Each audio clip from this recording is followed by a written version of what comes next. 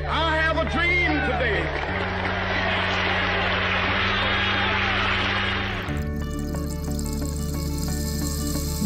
There is an unalterable law governing everything.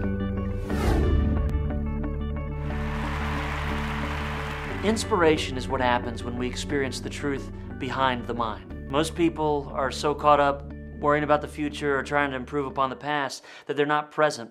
Inspiration is what happens when we're able to tap into that state of presence that everyone has but is usually overlooking because of the stresses of daily living. Imagine listening to a great orator like Martin Luther King or a symphony or staring out at a natural landscape. There's a sense of awe, a sense of reverence. Great communicators are able to communicate in a way that gets people in touch with that present moment awareness. And in so doing, they're able to create, call people to action in a way that creates radical change. We've been taught that, that conversation, talk is cheap, right? We hear this all the time. Well, the fact is, cheap talk is cheap. But conversation has the potential to change reality, and not only that, but if we're going to be effective in transforming global business capitalism, we're going to have to dig into a deeper understanding of what communication is, I believe, and how to use it to create real results. The first thing I want to do is ask you a quick show of hands. How many of you have ever felt frustrated by the cynicism and apathy of the people that you meet out in the world? Just a few of you. And if your hand isn't up, you should probably come teach this, because I still run across that.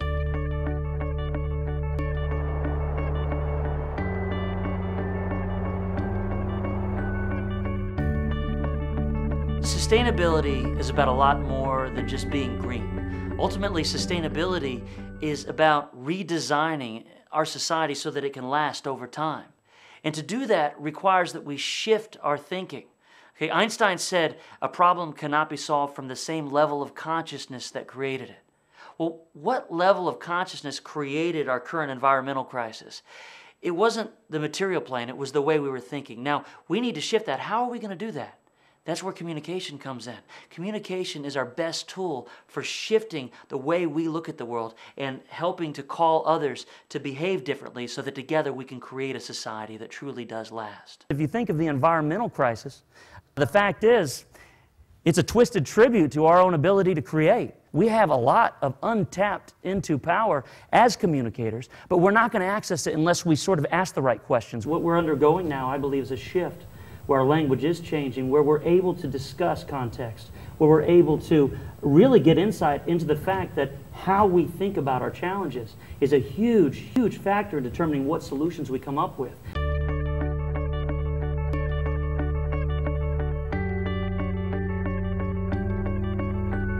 Sustainability is just a word, really. It doesn't mean anything if it's not followed up by concrete action.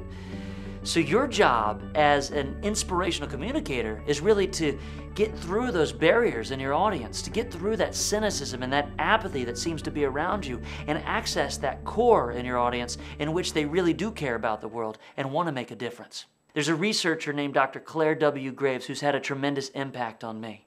And what Dr. Graves discovered through 40 years of data collection is that there really are 7 levels of thinking or worldviews operating out there in the world today. And when a person can understand these different worldviews, these different lenses that their audiences are using to make sense of the world, they're able to systematically create communications and frame them so that they get through to the core of what their audiences care about most.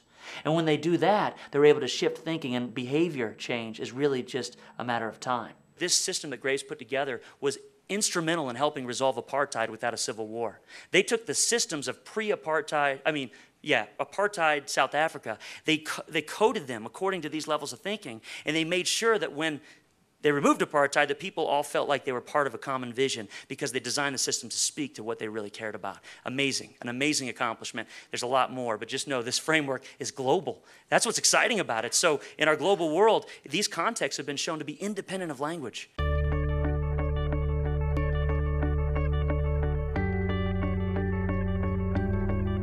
Inspiration is sustained by joy.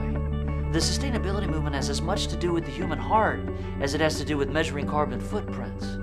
So how do we get to a state of joy that can last? The answer is service.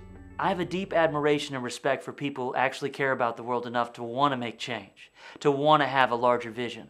And I am very grateful that I have the opportunity to work with such people to help them be more effective in bringing their vision to fruition. And whatever my part may be, I have the ultimate confidence that we as a species will be successful when we take a breath, step back, and realize that there's no challenge that we can't overcome. And when we take the opportunity to band together in the service of something larger.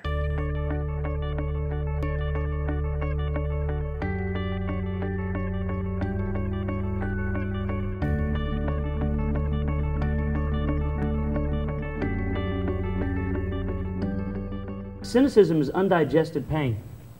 That's all it is. Great liberating communicators, of which I believe we're on the forefront of about to have a whole bunch of them. Obama's just the tip of the iceberg. But they're able to engage that, bring it into the light of day, and allow it to be gone. And once it's gone, new insights emerge spontaneously in the individual and in the society. That's my point. Cynicism is undigested pain. Holy crap, that's really good.